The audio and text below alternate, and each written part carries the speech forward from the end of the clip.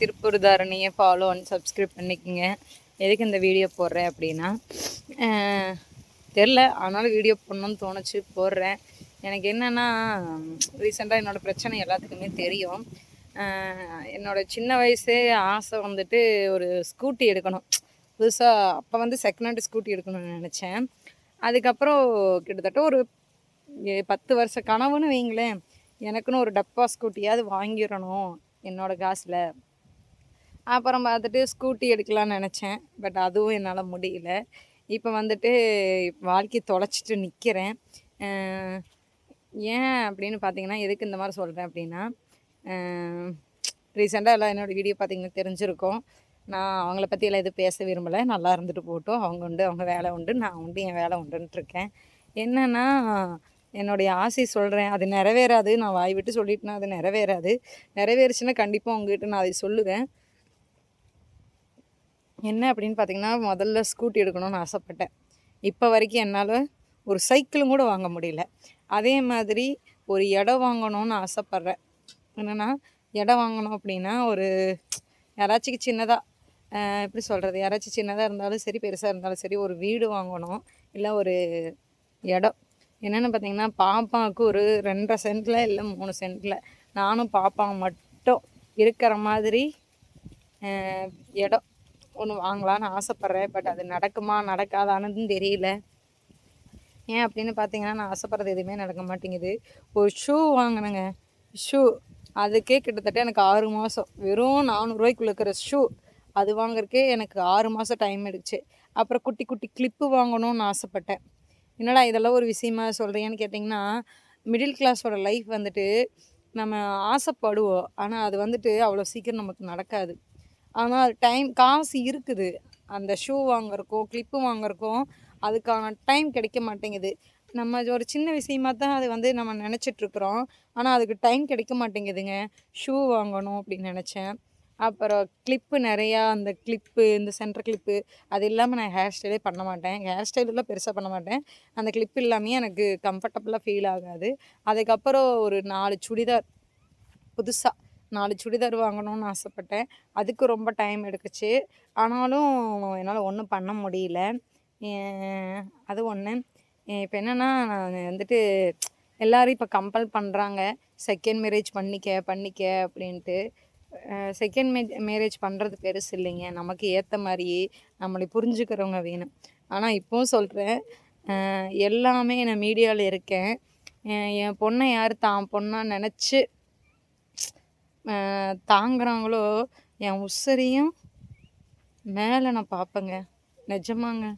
என் உசுரை விட மேலே அவங்க சம்பாதிக்கிறாங்களோ இல்லையோ, நான் சம்பாரித்து முடிஞ்ச அளவுக்கு மெயின்டைன் பண்ணி கொண்டு போவாங்க. அவங்க கண்டிப்பாக சம்பாதிப்பாங்க தான். அவங்க கஷ்டப்படக்கூடாது அப்படிங்கிறதுக்காக என்னால் முடிஞ்ச வரைக்கும் நான் கஷ்டப்பட்டு கண்டிப்பாக பார்த்துக்கணுன்னு நினைக்கிறேன். ஆனால் இப்போ எனக்கு செகண்ட் மேரேஜ் பண்ணுறக்கு ஐடியா இல்லை. பட் ரிலேட்டிவ் எல்லாருமே, சுற்றி இருக்கிறவங்க எல்லாருமே சொல்கிறாங்க, நாளைக்கு அந்த புள்ள அப்பான்னு சொல்லிட்டு எங்கே போகும்? அப்பாங்கிறது யார்?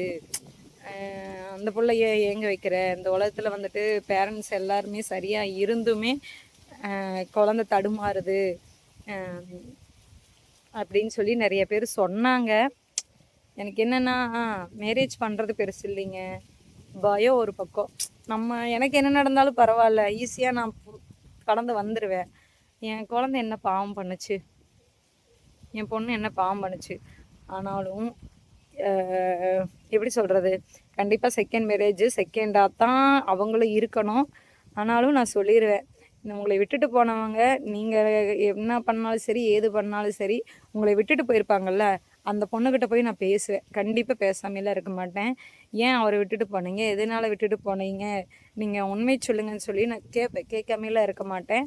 அதே மாதிரி அவங்க என்னை கேட்கணும் அப்படின்னா, நான் போய் தாராளமாக என் சைடு போய் கேளுங்க, அவங்ககிட்ட வேணால் கேட்டுக்குங்க அப்படின்னு நான் சொல்லிடுவேன். சரி, அடுத்தவங்க ஆகிட்டாங்க, நீ எதுக்கு அவன்னு சொல்கிறேன். அவங்கள போய் கேட்டுக்கிட்டோம், எனக்கு அதை பற்றிலாம் பிரச்சனையே இல்லை. என்னுடைய ஏம் என்னன்னா, இந்த மாதிரி நிறைய பிரச்சனை இருக்குங்க.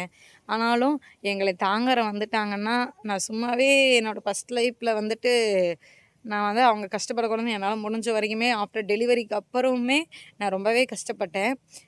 அவங்களுக்கு முடிஞ்ச அளவுக்கு சப்போர்ட் பண்ணத்தான் பார்த்தேன். பட் புரிஞ்சுக்கல. பரவால்ல. எனக்கு அதை பத்தி கவலை இல்ல. போனா போயிட்டு போட்டும். ஆம், எனக்கு என்னன்னா, சொந்தமா ஒரு இடம் வாங்கிரணும்னு ரொம்ப ரொம்ப ஒரு ஆசை.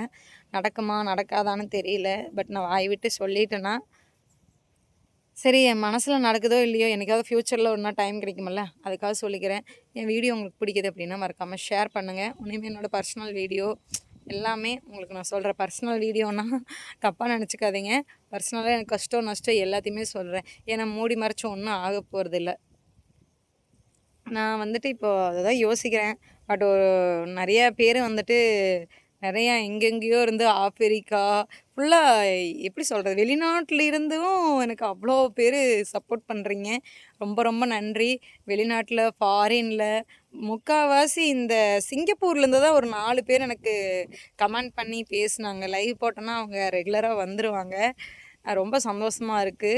அ என்ன சொல்றது? சரி நான் போக போக நீ எல்லா விஷயத்தையும் சொல்றேன். பாய். திருப்பூர் தாரணி ஃபாலோ பண்ணிக்கங்க. என்னைய பிடிச்சவங்க லைக் அண்ட் பண்ணிக்கங்க. அப்பதான் என்னுடைய வீடியோ ஹைப் ஆகும். டாட்டா. நானும் சொல்றேன். ஃப்யூச்சர்ல என் பொண்ணு என்னைய வச்சுக்கிட்டதையும் பரவால்ல. என் பொண்ண நல்லா பார்த்துக்கிட்டாங்கன்னா, நிஜமா நான் நல்லா பார்த்துக்குவேன்.